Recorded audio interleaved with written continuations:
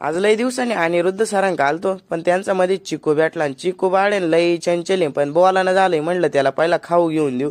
खाऊ घ्यायला होते खुल्लन म्हणलं.